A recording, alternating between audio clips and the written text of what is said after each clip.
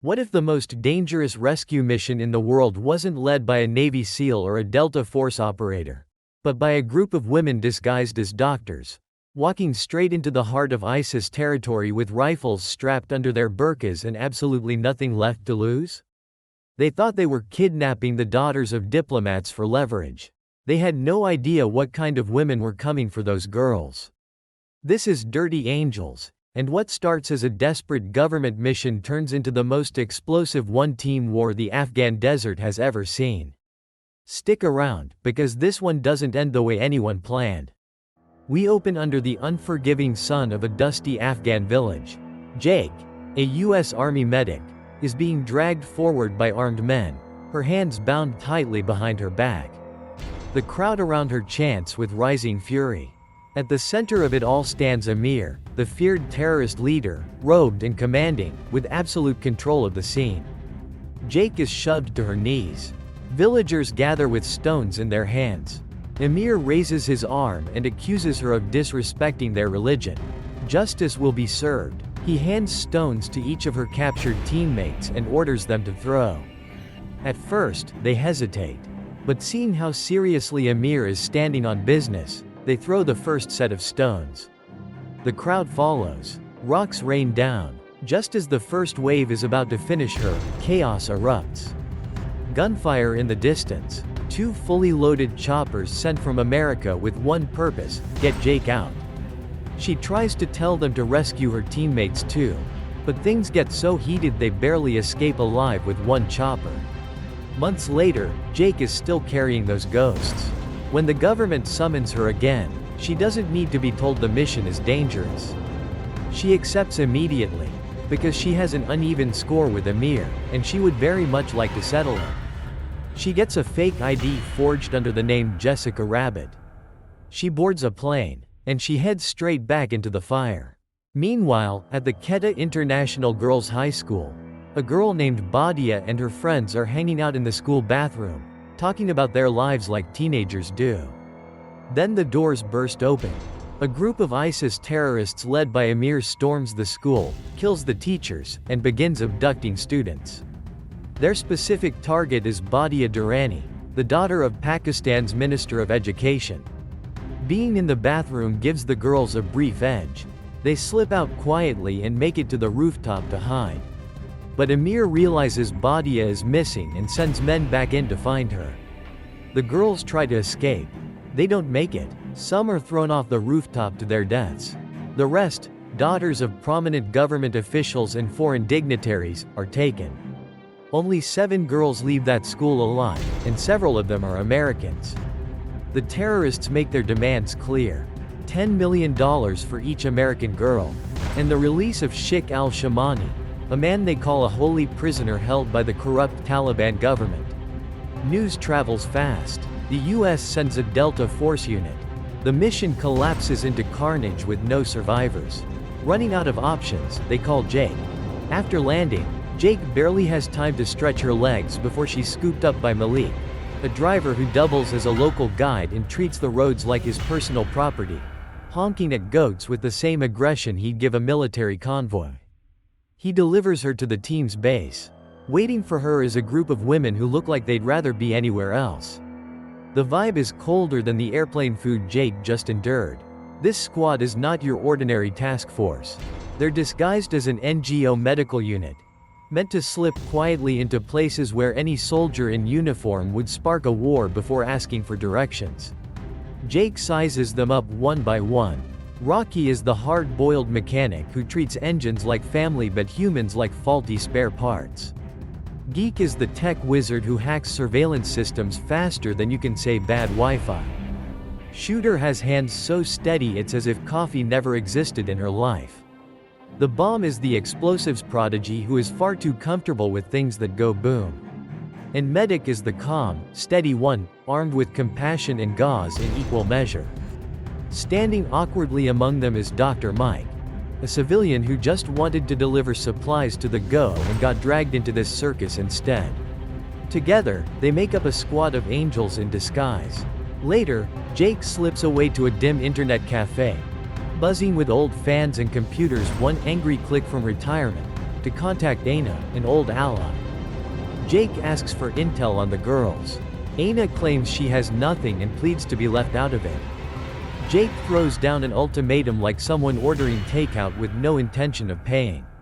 Their conversation is cut short when Travis, the task force leader sent from America, calls with their next move. Not long after, Camilla Durrani, the minister, strolls in wearing a disguise that fools absolutely no one. She's desperate, worried sick about her daughter, and makes a chilling prediction: Badia will be executed first, paraded as an example to force American compliance. She's arranged safe passage across the border through an old friend. Before she leaves, she hands over a briefcase with $10 million for her daughter's safety. The team loads up Malik's truck. Malik now has backup from his older brother Abbas, who spends the entire journey correcting Malik's directions. The medical supplies are their cover. They hit a checkpoint. Soldiers start ripping open boxes like children unwrapping Christmas presents they didn't ask for. Tension rises fast, until a superior officer steps in, halts the chaos, grants them permission to continue, and hands them a number to call if they run into trouble. They reach the city where the prisoner is held. Travis heads out with bomb and shooter to retrieve a hidden weapons cache. Jake puts on a disguise and meets Aina for leads. But when Travis arrives at the location, the entire building is gone. Destroyed, as if someone tipped off the enemy. Meanwhile, Amir sends one of the American hostages to deliver a letter to the Taliban police station. A message dressed up as a gesture of goodwill. The car that drives her there explodes after the driver runs out of it, destroying the station and everyone inside. The team sits in silence staring at bandages and syringes. It's like going into a boxing ring armed with nothing but a first aid kit and a polite smile. The mission is hanging by a thread. A boss proposes the only option left: if they don't have weapons, they steal some. The plan is to infiltrate a military base in the city and strip it of every rifle and bullet they can carry. But with their small numbers, even Jake admits the odds are terrible. So they hatch something smarter. That night, while the city sleeps, they trigger an explosion in an empty building near the base. The blast shakes windows and rattles the ground. Having already lost a police station to a bombing that day, the soldiers assume it's the same terrorists striking again.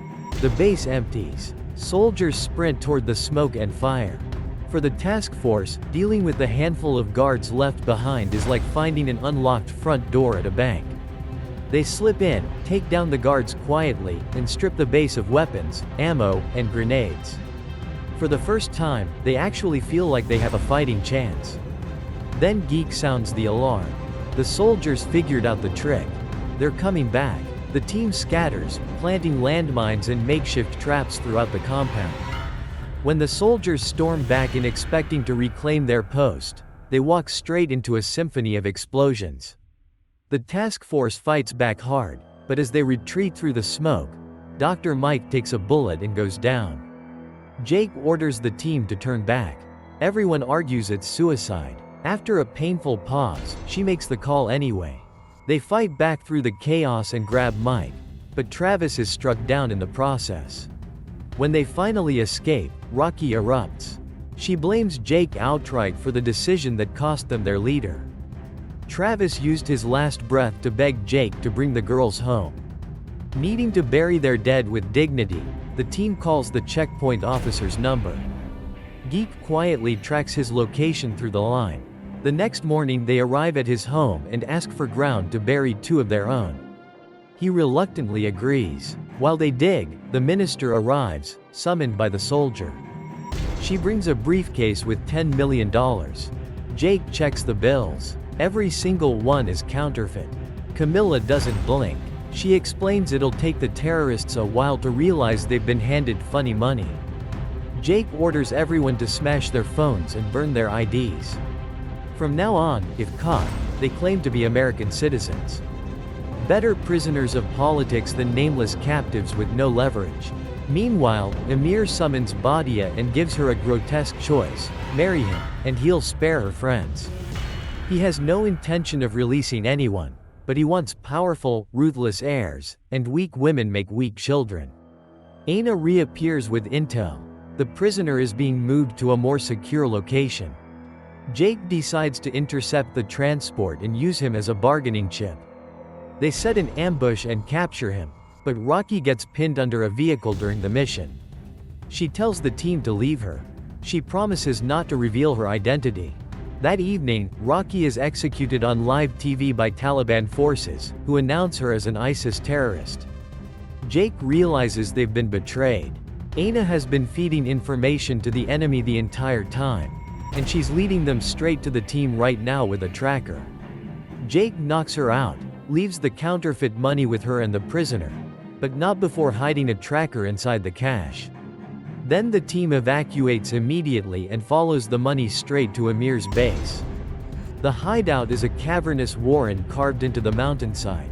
The team disguises themselves in flowing burkas, but beneath the fabric, rifles are strapped to ribs, knives pressed against thighs, and grenades tucked into folds. They slip in through a secret passage and plant explosives in every corner. Jake reaches out to a rescue team of choppers. They are ready.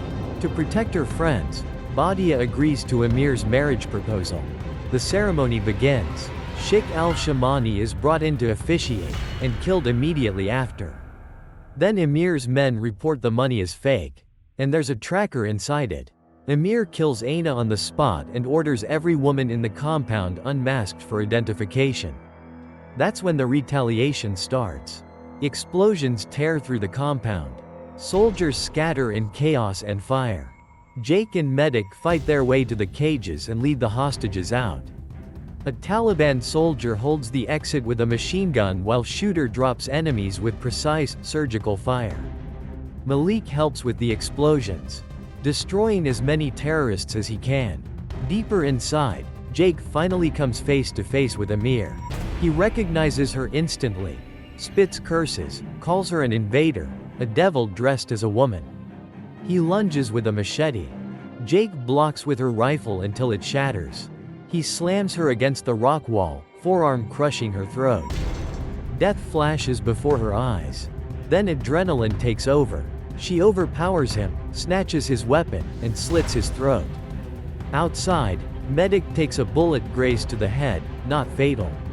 Malik drags her to the car. Jake spots Geek trapped under rubble and tries to reach her. Geek tells her to go. To leave her behind. Jake has no choice. The moment she clears the passage, Geek pulls an explosive device and obliterates herself, and a good number of the remaining terrorists, sealing the tunnel behind her.